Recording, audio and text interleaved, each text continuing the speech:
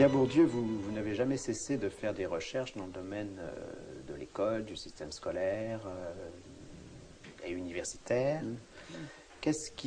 Pourquoi est-ce que ce domaine vous intéresse tant et qu'est-ce que vous pensez avoir découvert de fondamental dans cet ordre d'idées? Du point de vue d'une sociologie explicative, enfin, qui rend compte de ce que les gens font, il est capital de voir comment ils sont faits.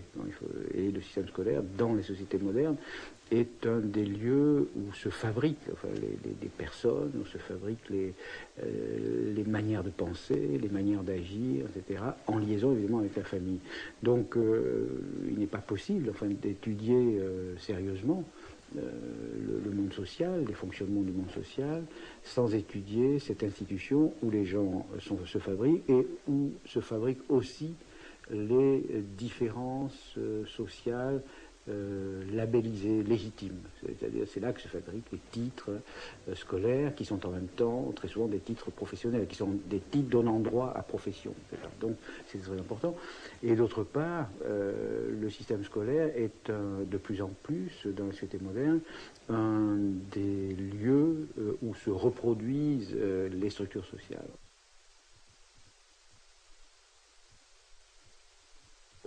Dans toute l'histoire, toute la tradition intellectuelle, les historiens en particulier, on s'est intéressé à ce que j'appelle les stratégies de reproduction, c'est-à-dire les manières dont les groupes sociaux assurent leur continuité. L'exemple par excellence étant les stratégies successorales, mais il y a aussi les stratégies matrimoniales, comment on se marie, le mariage étant une manière de se reproduire biologiquement, mais aussi de reproduire les homogénéités, les différences sociales, etc. Voilà. Donc le système scolaire est tout à fait central pour comprendre les sociétés modernes. Oui. Est-ce que le sociologue n'est pas contraint à partir quand même d'un fait massif et patent qui est l'inégalité des chances oui, à l'intérieur du système? Oui, c'est intéressant. La question est intéressante parce que c'est un fait massif qui a été établi par les sociologues. Une chose importante, c'est que sans la sociologie, au fond, personne ne savait ce fait massif, c'est-à-dire qu'il y a une relation statistique très forte entre l'origine sociale des élèves et leurs résultats scolaires. Donc, un des mérites de la sociologie est d'avoir établi ce fait statistique de manière de plus en plus précise. Enfin, maintenant, on connaît ces choses-là très bien. Alors, ce fait étant établi, comme tous les faits scientifiques, il ne s'agit pas simplement de l'enregistrer. Il faut savoir ce que cela veut dire, d'une part, et comment ça s'explique.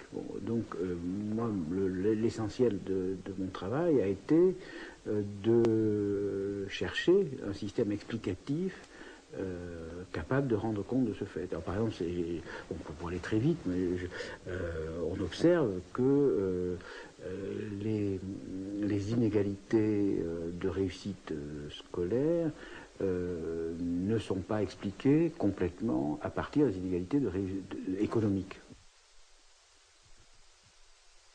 Donc il a fallu inventer une notion que j'ai appelée capital culturel, c'est-à-dire l'idée que nous héritons de notre famille pas seulement des moyens matériels, mais nous héritons des instruments de connaissance, d'expression, des savoir-faire, des savoirs, des techniques, des modes, des manières de travailler, par exemple, c'est-à-dire des tas de choses qui sont transmises inconsciemment par la famille et qui contribuent énormément à la réussite scolaire.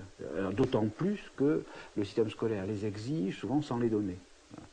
Alors là, je prends un exemple simple, qui est celui des techniques de travail, par exemple. Je pense que un des avantages majeurs des enfants des catégories intellectuelles, par exemple, outre le fait qu'ils entendent dans leur famille un langage qui est assez proche de celui qui se parle à l'école et que l'école exige, outre le fait qu'ils ont une attitude de rapport à la culture, des intéressés, etc., très proche de ce que l'école demande, il y a le fait qu'ils reçoivent de leur famille des indications, pour ne pas dire des incitations, concernant la manière de travailler, la manière d'organiser le travail dans le temps. Oh, laisse tomber ça, fais plutôt ça maintenant, alors là tu ferais mieux d'aller jouer au foot, tu es trop fatigué, ou bien fais d'abord ça puis tu feras ça après, etc. Bon, ces choses-là qui sont apparemment très peu de choses, enfin, presque rien, en fait, me semble-t-il, sont parmi les facteurs de différenciation décisifs.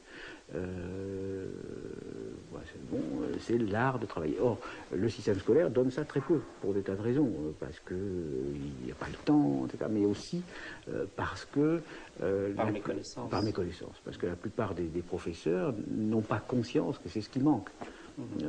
Donc on en vient à exiger l'école elle-même en vient à exiger du non scolaire. Voilà. Alors c'est bon, un des paradoxes extraordinaires. Bon, j'avais signalé ça dans le premier livre que j'avais consacré à l'éducation, cette annotation marginale qui est monstrueuse quand on y pense, un professeur écrivant dans une marge scolaire. Scolaire, évidemment, étant péjoratif. Bon, ça veut dire que le système scolaire ne reconnaît pas valeur à ce que le système scolaire transmet. Il demande autre chose. Il ne se contente pas de... Voilà. Et est-ce que ce système de classement appréciatif selon les catégories doués, sérieux, faibles, ne sont pas finalement assez significatifs eux aussi? Oui. Sociologiquement parlant. Oui, je pense. Là, j'ai fait une analyse détaillée à propos d'un matériel qui m'était tombé entre les mains par hasard, une analyse détaillée des adjectifs que les professeurs emploient pour qualifier des dissertations, des copies, etc. Et effectivement, je pense qu'il y a une correspondance assez étroite entre le type de qualité que l'on attribue à travers les qualificatifs et la qualité sociale de ceux qui sont l'objet de ces jugements de qualité. Bon, c'est-à-dire, pour prendre un exemple un peu extrême, mais qui est réel, dans une marge de copie de philosophie, il y avait une fois Serville. Bon, il se trouve que la fille en question était fille de femme de ménage. Bon, évidemment, le professeur n'a absolument pas conscience. Bon, ce sont des lapsus. Absolument. C'était l'équivalent des lapsus freudiens. Alors, il ne s'agit pas de le condamner. Et il est probable que celui qui a pu faire ça serait très malheureux s'il m'entendait. Mais ça veut dire une chose très importante. Ça veut dire que les jugements scolaires sont souvent, plus souvent qu'on ne le croit, des jugements sociaux déniés, comme dit la psychanalyse, des jugements sociaux qui ne se perçoivent pas comme tels, qui s'ignorent comme tels, et à travers donc des qualités que l'on croit purement scolaires, on appréhende des propriétés sociales et on ne le sait pas.